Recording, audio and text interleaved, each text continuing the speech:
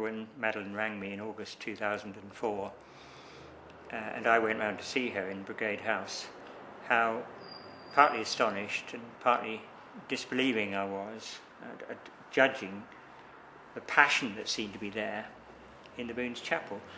So just try and explain that. I mean, what gave rise to this great interest and this determination really to get involved?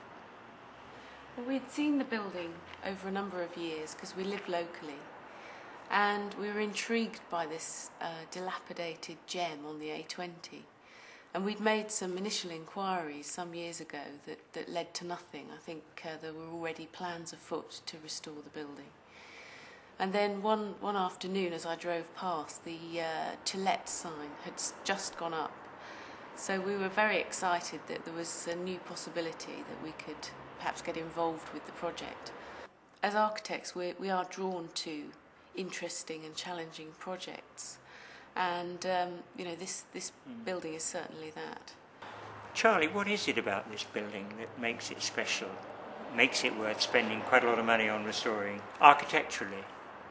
Well, I think really building on Madeline's summary of our personal passion. I mean, we're not. The fact that it may be by Christopher Wren, or probably even more interestingly by Robert Hooke, doesn't actually make it a more important target to restore than something else. I think it's the fact that it is such a definable little square-fronted building on the main route, on one of the main routes from Kent into London, that has a suggestion of original details but also changes, and actually what's lost over time conjures up images in the mind of what the area might have been. From outside we see that there are details that are obviously 17th century, but and that there's a passion with proportion and order that we would like to follow in our own contemporary work. But also some of these 17th century details are unique to this building, or unique to the work of someone like Robert Hooke, who was almost certainly doing work for Wren in the 1680s.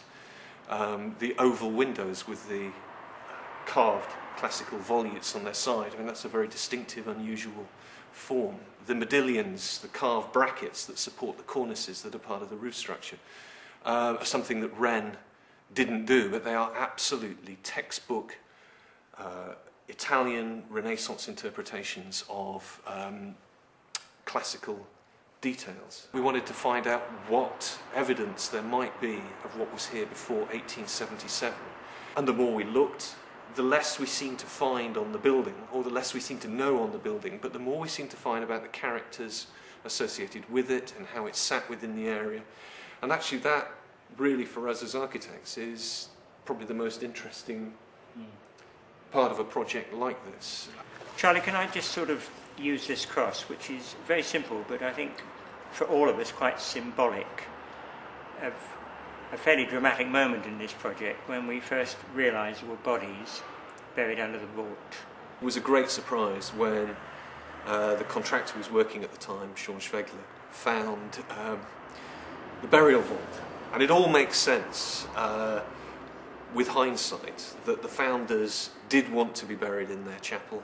If we could go on and just talk a bit about your hopes and aspirations for shaping this into an architectural studio and how that might function, and what life could look like in 12 or 18 months' time when hopefully the repairs and the conservation is complete. First of all, we were delighted to have permission to retain the burials within the building. We were concerned at one stage that we might have to reinter the remains elsewhere, and so we're very relieved that the founders can remain in the chapel and history will And they'll be commemorated with a slab, continue. will they? They'll be commemorated with a slate slab with their names inscribed above as a marker. And retaining the burials sort of reflects our whole approach to the building. We want to restore it with a light touch. We want to keep all the materials and details of the building as it was last left. We put enormous emphasis in this project, additionally, haven't we, on trying to make sure that there is going to be value for the community, access to the community. And so the plans are that the building will be open for about 30 days a year for public displays and exhibitions of one sort or another. Charlie, tell us a bit more about your hopes and thoughts around that sort of issue.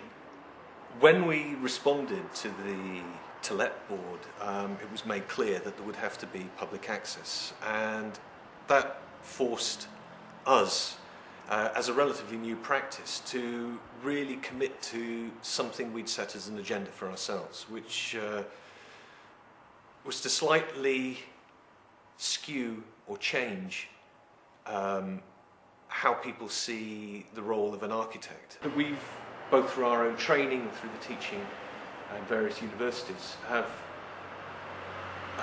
are excited by elements of architecture that get lost in practice, and we've tried to communicate those through exhibitions previously, research projects that we've initiated. So we leapt at the chance of taking a space that had an absolute requirement for us to involve ourselves in, whether it's public exhibitions or at least communication with a local community.